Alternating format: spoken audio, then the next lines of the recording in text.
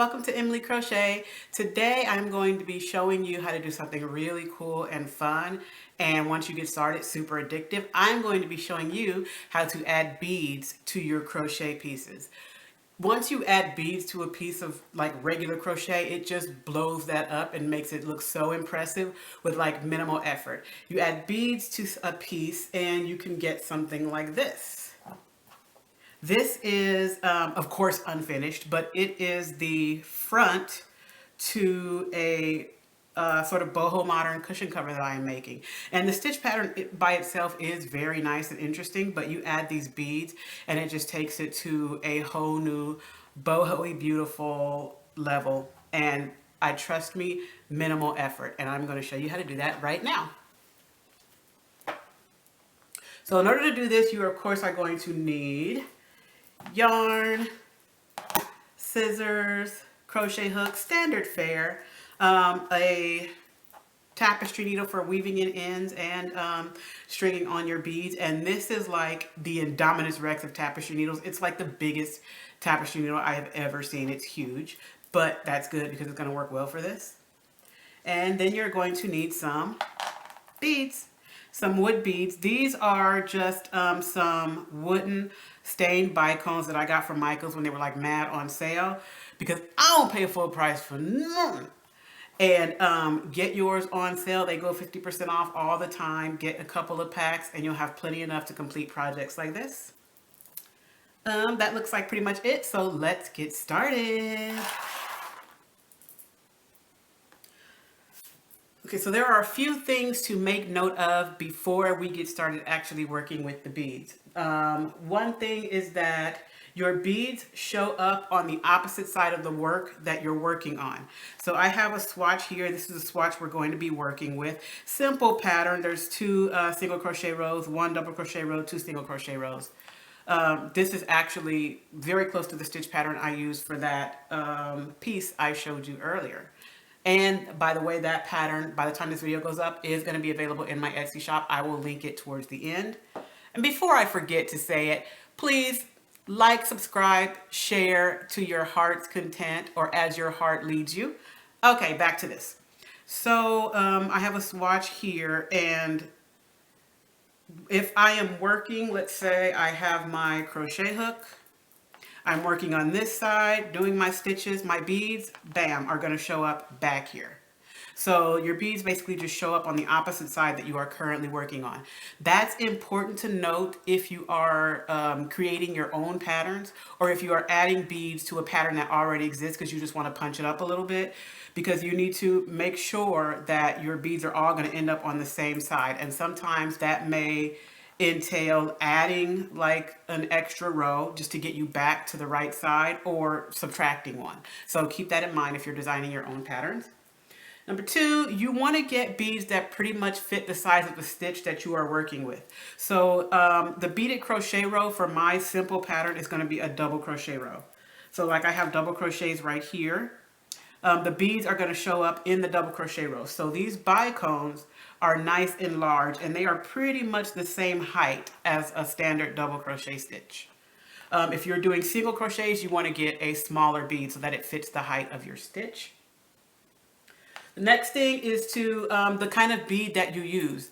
Again, wood beads are probably going to be the best. One, because they wash really well. If you throw whatever you're making, you have to throw it in the wash or something like that. They wash really well without being damaged.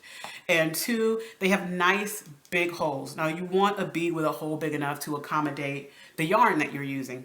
And honestly, like these wood bicones that I have here, that hole, I don't know if you're going to be able to see it, but that hole is nice and large.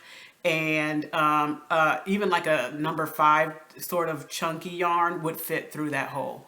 I'm using just like a number 4 worsted weight yarn, so it's easily going to go through that. And lastly, you don't want to string your beads onto your piece until you're actually at the row where you are going to use them. The reason, and I will show you a little later on more in detail so you can actually see a working example, but the reason is because The beads sliding back and forth on your yarn will strip your yarn a little bit if they're sliding back and forth a lot. And it will make your yarn thinner and thinner and thinner over time, so that will mess up the gauge of your piece. It'll make it look a little wonky. You'll kind of have rows going in like this, and you won't know why, because you'll be like, I didn't drop a stitch. It's because you're stripping your yarn and making it thinner. So don't string your beads on until you're actually ready to use them. With all that being said, let's get to this. All right, so again, I have my swatch here, and just again, before I do that, I have 25 stitches here. I needed to make sure that my stitches were evenly worked so that I have an even number of beads throughout this row. And depending on your pattern, that might require a little bit of math. Trust me, math is not my strong suit either. But here I've worked it out so that my beaded stitches get spread out evenly along this 25 stitch swatch. So to do that, I started off with 2 double crochets, 2 regular double crochets. I have a beaded crochet, then 3 double crochets, and then a beaded crochet. So in between each bead, I have 3 double crochets, and then I have 2 double crochets on either end. So when I do that last beaded stitch, I'm going to do 2 more double crochets, and that should end my row. And for that, I need 1, 2, 3, 4, 5, 6 beads. So first thing I'm going to do is finish off this previous row of single crochet.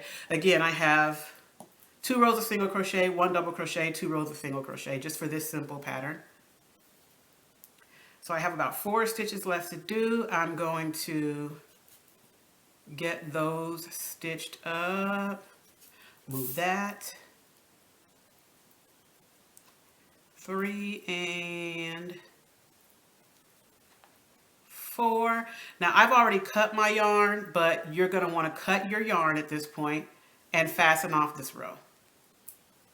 And the reason you have to cut your yarn and fasten off this row is because you need to start with a new working piece of yarn. Bam. So that you can string your beads on. And again, like I said, I have the ginormousest of ginormous tapestry needles here. It's like, I don't even know what size it is. I think it's like a 16 because, you know, with tapestry needles, the smaller the number, the bigger it is. So this thing is huge. And the advantage of using a huge tapestry needle is because you have a giant eye on that thing. And you should be able to string pretty much any yarn, especially a worsted weight yarn, pretty easily without having to like spit it down. Y'all know about the spit down, don't act like you don't know. So you see how easily I got that through there just by twisting the end a little bit and narrowing it down. Easy, piece of cake. So now I'm going to take my giant tapestry needle with my yarn attached and start stringing on my beads. So again, for this, I need 1, 2, 3, 4, 5, 6 wood beads, and miracle of miracles, I have 1, 2, 3, 4, 5, 6 wood beads. So let's string these things on. And yeah, I'm just sliding them, that giant hole of the beads, through this giant tapestry needle.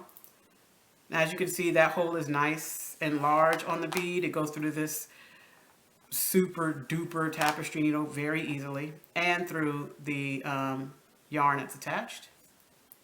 So we have all 6 of those strung on. I'm going to ditch that tapestry needle. Won't need that again until I'm ready to weave in. So we have all 6 of our wood beads strung on. And before we get started, I mean, look at that. Look at that wood against that like sage green. I love wooden beads, especially sort of darker stained wood beads against shades of green. It's gorgeous. It also looks really good against like natural and nude colors like this. Look at that. So pretty. Okay, so I just wanted to give you a peep to how gorgeous that is. So we're going to slide those beads down a bit on the yarn, and even as I slide it, you probably won't be able to hear it, but you can kind of hear it grating against the yarn and stripping a tiny bit, but we'll be all right.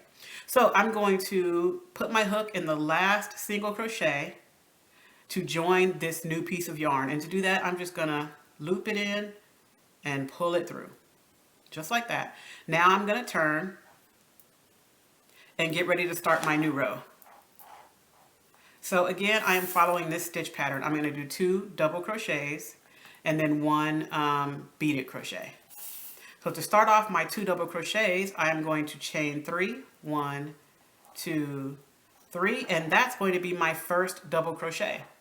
So I'm not going to go into this very first stitch. I'm going to skip that and go into the second one. Yarn over and complete your double crochet. And there I have my first 2 double crochets for this round. So just that quickly, my next stitch is going to be this beaded stitch. And to do that, I'm going to take my first wood bead, which is right here. I'm going to slide it down my yarn. Slide it down, and I'm going to use my 2 fingers to kind of snug it up against that last stitch.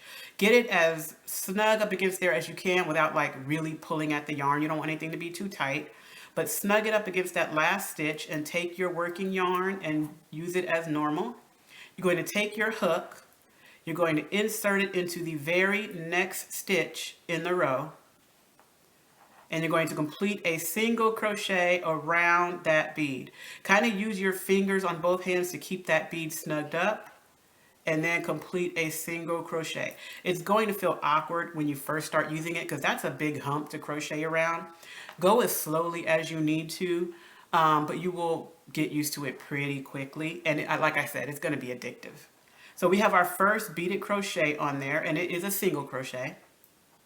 So we're going to yarn over and keep going with our pattern. We're going to do 3 double crochets. So here is 1,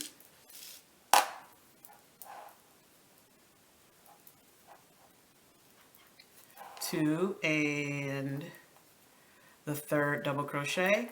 And now we're on to another beaded crochet. So we're going to take our next bead, slide it on down this yarn, snug it up against there with these 2 fingers, and then we're going to go into our next stitch and complete a single crochet around that bead. Again, I'm using this finger to kind of hold that bead in place. You don't want it to be all like loose and wobbly. It just doesn't look very good in your piece if it's kind of loose and flappy and hanging. So now we've got our second bead on there. So let's do this one more time. Now I've got to do 3 more double crochets and get to this next beaded stitch.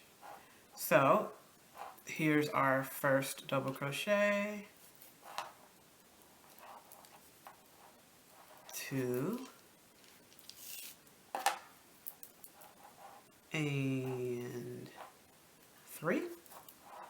Now we're going to take our 3rd bead, slide it down our yarn, snug it up against that last stitch, go into our next stitch.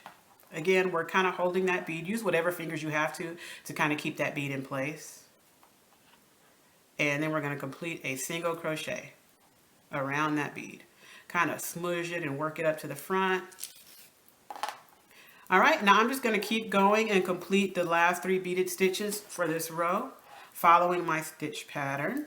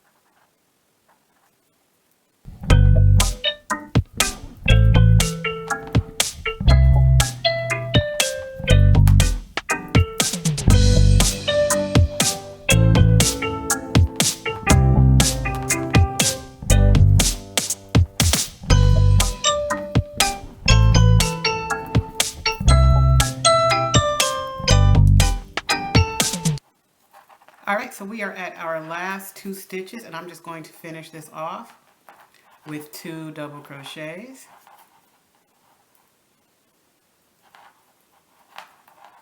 Oops.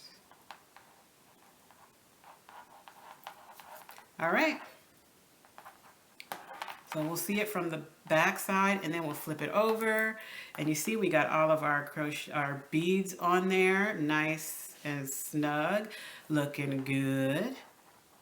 So before we end this off, I do want to show you how to, because it can be a little tricky to go behind a beaded crochet row to find that stitch that you need to go into.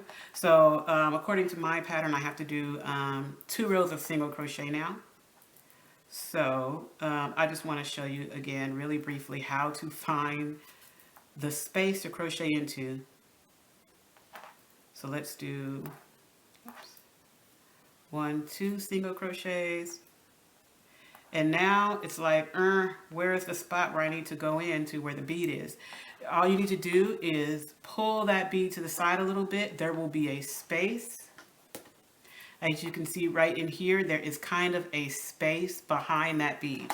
You can just go right into that space to complete your single crochet or whatever stitch you're doing, and then go into the next stitch, the next double crochet.